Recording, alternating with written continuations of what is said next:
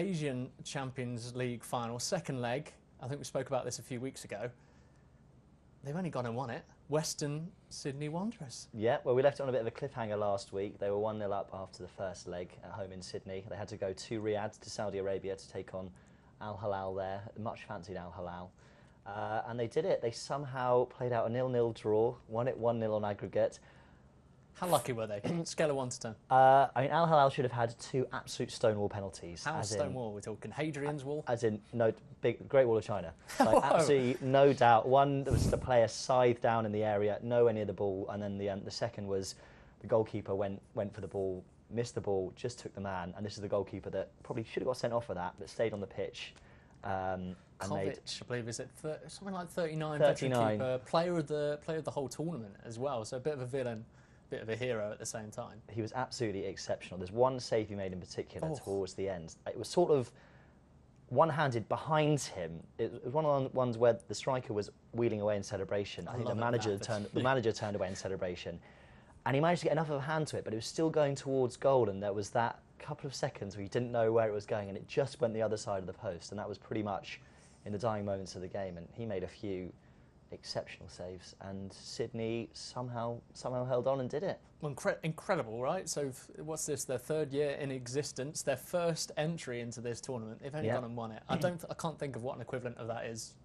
It's insane. Like MK Dons just bossing Barcelona. Pretty much. But there was a little bit of needle, actually quite a lot of needle at the full time. What exactly happened? Well, there was a lot of build-up even before the game, sort of a lot of I think the Al-Hilal manager saying that they were going to win it. There was, Al-Hilal were the big favourites to win it. They packed out the stadium.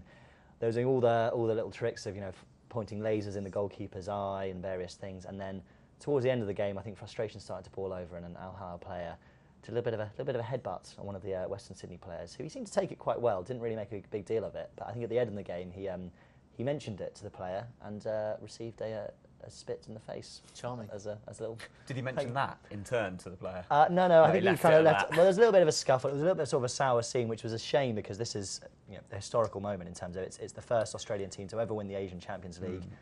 As Ben mentioned there, they've been in existence for 2 years. Well, 2.5 years. They were founded in April 2012. We touched on that in the last show, and they've just found this system that seems to have worked, and they are now the first Australian champions of Asia. So a little bit sour at the end, but let's not dwell on that. It was an amazing moment. Well, let's think a little bit about their legacy, Paul. Do you think this will give them a bit more of a foothold of respect in Asia, perhaps globally? Not just the club, but Australian football? Yeah, I think it probably will. I think when Australia moved over from Oceania, it was a massive step for Australian football. Conversely, it was a massive blow to Oceanian football, and that confederation is starting to look more and more like a sort of, waiting room for countries who want to get into Asia, I think. But no, I mean, this really is a clear message that Australian football is something to be taken seriously on a club level, because nationally, I think for quite a while they've been a decent force nationally. But for the last few World Cups, definitely. Yeah, and I think this is a really positive thing for Australian football, and it is funny, even though at the moment there's a lot of controversy about these penalty shouts and all this stuff. That will fade into nothing. The truth is they won it, and they won an investigation. I think the quote, where's the quote? It's along the lines of, I think it's some club representative is asked for an investigation so that it can ensure the absence of any effect of betting agencies in soccer. So we're talking about match fixing a little bit later on, but it does slightly smack of sour grapes. Although it doesn't help that it's the same, I think it's the Japanese referee who was involved in that super soft, cuddly soft, sort of feathery pillow soft penalty for Brazil against, was it Croatia? In the opening game of the World Cup, yeah. So that probably hasn't helped. There's definitely a lot of controversy, but I think there was a huge amount of pressure, especially on Al-Hilal being at home. I think their owner is a Saudi prince who's actually on the bench. I think he was in the dugout. He could have played. No, he couldn't have played, but I think he was there watching on, full house, and they thought they were going to do it. I mean, they're playing this team that, I can't speak for the team, but I think they thought they really could do it, and obviously were very disappointed. Did you see the little tifo? I think that's how you pronounce it. Oh, yeah. I say little, it was pretty big, and it just said, "Get it." That was the demands from the Al-Hilal team, who clearly furious, the fans. They didn't actually, they pretty much just abandoned right after the full-time whistle, so lifting the trophy to an empty stadium, which arguably is a little bit of a drawback of a two-legged game. Just quickly, what do you think about that? Because we'll get onto the African Champions League final shortly, but that's also two-legged. Is there an argument? Paul, what do you think? Yeah, do you think there's an argument for two legs in the European Champions League final? I'd go the other way around. I think you've got to Three have games. a one-legged. three games, three teams. No, it's got to be one-legged, I think. And I think actually there may be a good reason they do this in the Asian Champions League. It could be distances in terms of you could have the final in Japan and a team from the Middle East and Australia could do it, whereas at least in Europe you can technically drive or fly anywhere in 3 hours. It's true, or so. but in terms of kind of big televised showpiece event, I think you get such an advantage from having a one-off in a big stadium on neutral territory. But I don't know. I would always prefer one leg.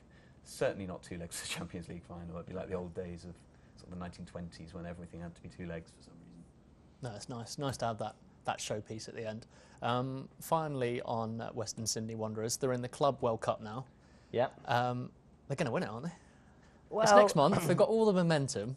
We've said shades of Greece in 2004. Yeah. Am I being silly? Well, they're in the quarterfinals. They're playing the champions of the I think it's the CONCACAF Champions League, Cruz Azul, Mexican side.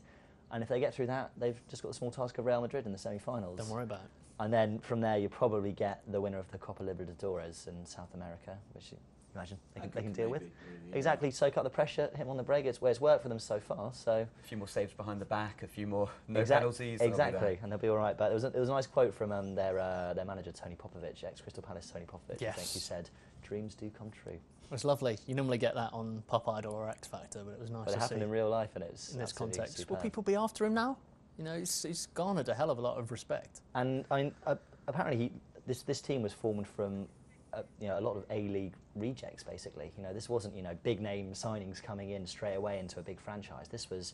He's just got a team that all have the same kind of mentality. They know the system, much like Greece or maybe like Atletico Madrid last year in terms of not maybe playing in the same style, but everyone knows their role and they've got an incredibly effective system that works for the players they've got. And yeah, it's worked wonders for them, and it'll look great on his CV.